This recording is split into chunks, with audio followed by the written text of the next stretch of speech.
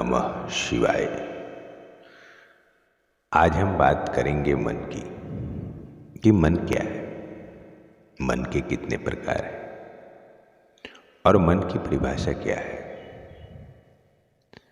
तो मन ही मन को जानता, मन की मन से प्रीत, मन ही मनमानी करे, मन ही मन का मीत, मन झूमे मन बाबरा, मन की अद्भुत रीत, मन के हारे हार है, मन के जीते जीत। सही बात है, जैसी जिसकी मति वैसी उसकी गति।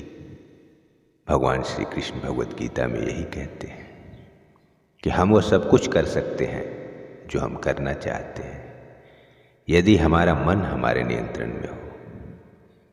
मन मनुष्य के शरीर का वो हिस्सा है जो दिखाई तो नहीं देता पर होता बहुत शक्तिशाली है।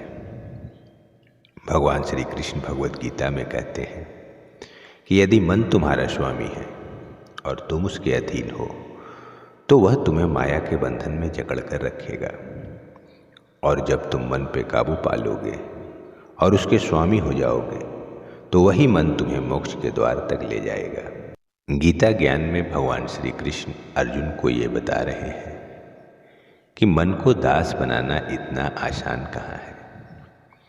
मन तो बंदर की तरह उछलता है, कभी इधर कभी उधर। वह तो वही करता है जो उसे नहीं करना है। इसे मैं तुम्हें एक कहानी के माध्यम से समझाता हूँ। एक धोबी था, उसके पास एक गधा, एक बंदर और एक बकरी थी। धोबी जब भी काम पे जाता तो गधा को साथ लेकर जाता, बंदर और बकरी घर में बच जाते।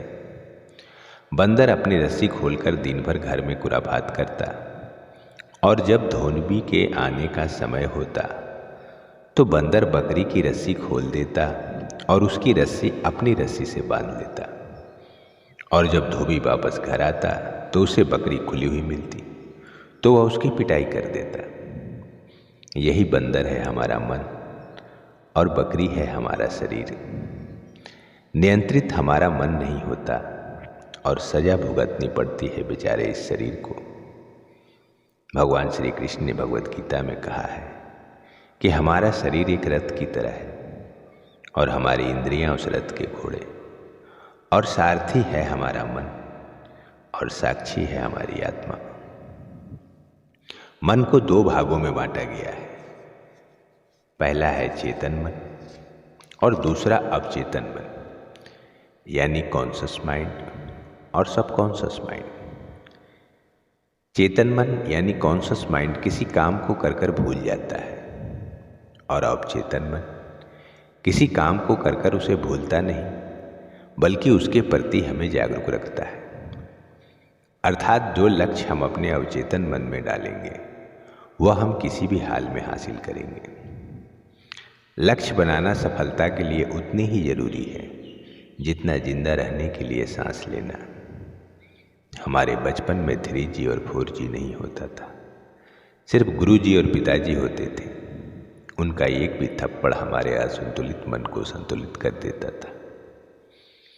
महात्मा बुद्ध ने अंगुलीमाल डाकू का मन बदला और वो उनका शिष्य बन गया।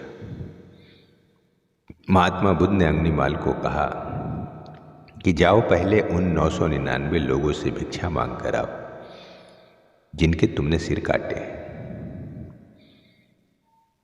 उसके बाद मैं तुम्हें अपना शिष्य बना लूंगा।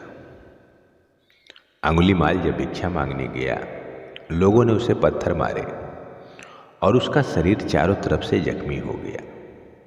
जब वह वापस लौटा तो महात्मा बुद्ध ने उससे पूछा कि पीड़ा हो रही है, क्योंकि वो जानते थे कि इसने हमेशा ही दूसरों को पीड़ा दिया है।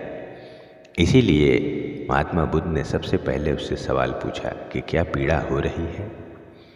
तब अंगुलीमाल का जवाब था कि पीड़ा तो मन को होती है और मेरा मन तो आपके पास है। तो ये बात तो आप अच्छी तरह समझ गए कि सब कुछ मन पे निर्भर होता है। एक मन बदलने से ही अंगुलीमाल पूरी तरह बदल गया।